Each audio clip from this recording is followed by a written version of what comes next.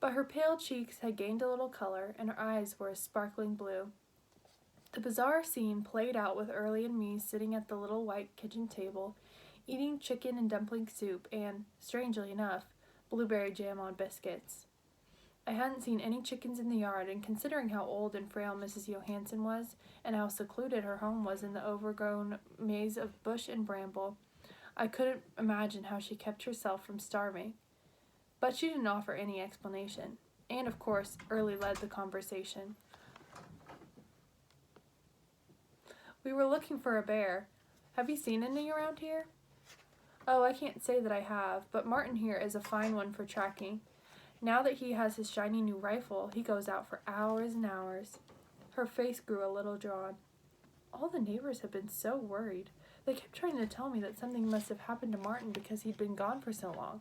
They told me I needed to face the facts that he wasn't coming back, but I said no. She looked at me with tears in her eyes and gently touched my hand. I knew you'd come back, Martin. I told them, I said, he'll come back, and I just need to have supper ready when he does. Her voice shook just a little and she caught her breath. And here you are. That was shocking enough, being thought to be the long-lost son of a very old woman. But what she said next was even worse. Now, finish up your supper and the two of you can go out and start digging. Digging? Early said. For what? Fossils? Arrowheads? No, you're not digging to find something. I've been ready to let go of this life for a good long while. Neighbors and kin have been telling me, Eustasia, you've got to let go. But I couldn't. Not until my Martin came home. Now that he's back, I'm ready to die. We haven't had a hard freeze yet, and it doesn't have to be all that deep. Just a couple feet is fine. Are you sure? Said Early. You don't want some animal digging you back up? I choked and spit soup back into the bowl. Well, maybe you're right, Eustasia Johansen sighed. I guess we'd better make sure I stay put. For the umpteenth time in recent months, I asked myself how I'd ended up where I was. These two, Early Auden and Eustasia Johansen, seemed made for each other. Why hadn't she mistaken Early for her son? They were a match made in crazy heaven and could have been very happy together. At least until Eustasia Johansen began her eternal rest in her newly dug 2-foot-deep grave. Are you planning on being dead before you get in it? I muttered, not intending for anyone to hear my question. Eustasia and Early exchanged amused glances, as if I had just asked the most ridiculous question they'd ever heard. Of course, dear, said Eustasia. Did you think she was just going to lie down in it and wait? Early said, much too loudly. This worn-out old body has been hanging on for some time. I've had to will it every day to keep going, keep waiting, keep watching. She laid her hands in her lap, one on top of the other, and looked at me. No, this body's done the work of living. I expect it can do the work of dying, too, now that I'm ready.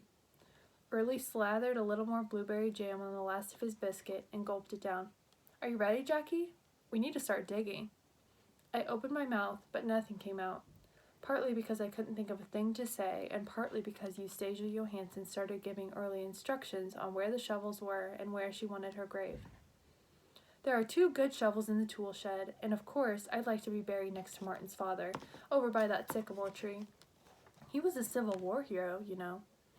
Well, crazy is as crazy does, and apparently I did whatever crazy thing I was told to, because I got up from that table, put on my, or should I say Martin's, coat and hat, and headed out to the tool shed with Early.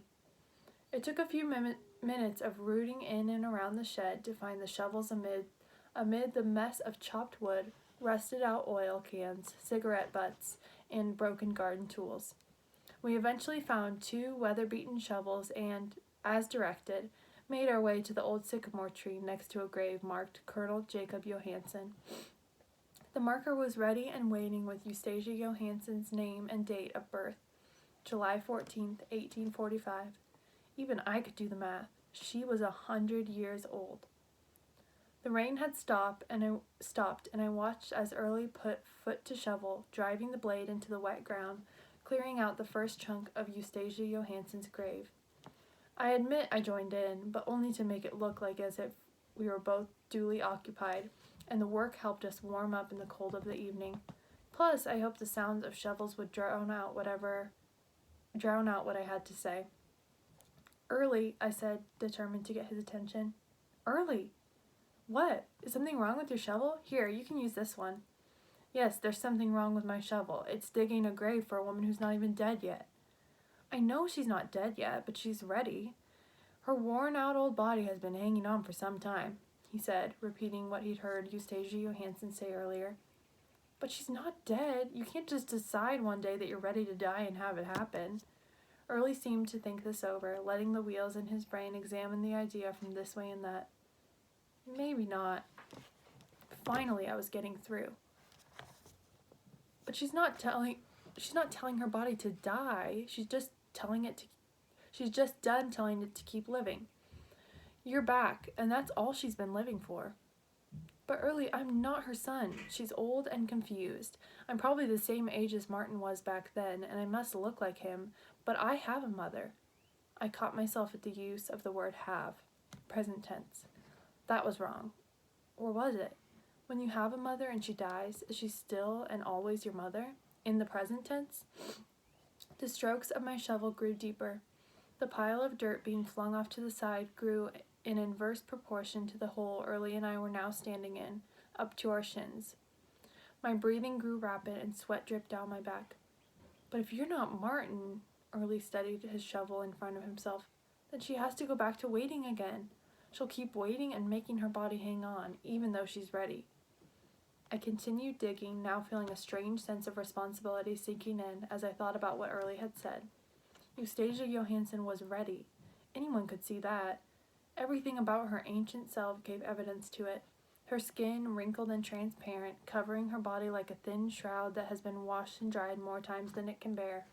Her hair, the color of dingy snow in February, just waiting to give way to spring. Her remaining teeth, crooked and yellowed, the others gone the way of the old gray goose. But mainly it was her eyes. They were drawn into her face as if her memories occupied more of her sight than what was actually in front of her. I shook my head. "I'm not her son. I'm not Martin." As Early drew his shovel up to his chest, I felt a movement behind me. It was Eustacia Johansson. I turned around to see her bracing herself against the chill, her shawl hanging loose around her shoulders and her long gray hair being whipped by the cold wind. She had heard me. I could see it in the way she drew her shawl up around her shoulders, as if adding an extra layer of skin to fortify her body, to muster up enough warmth and substance to persuade her body to keep going another day, and then another. "Mrs. Johansson, Shh." Eustacia Johansson held up a hand, her attention having already turned back to the woods. She peered into the trees, searching for a glimpse of a boy's jacket or the gleam of a shiny new Winchester. "Martin will be coming home soon. I'd better fix his supper. He's always hungry as a bear when he gets back."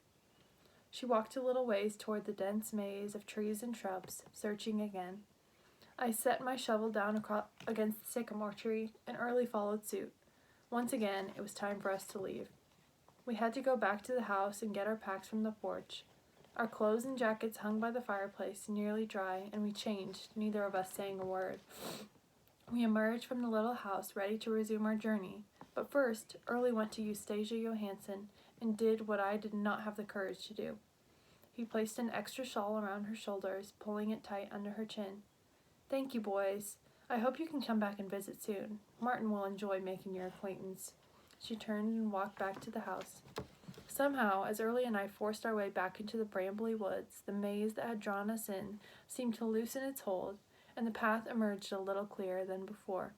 We cinched up our packs and hoisted them on our backs, trying to add enough warmth and substance to get ourselves going again, to take another step, then another. So that was chapter 25, and I will pick up next time with chapter 26.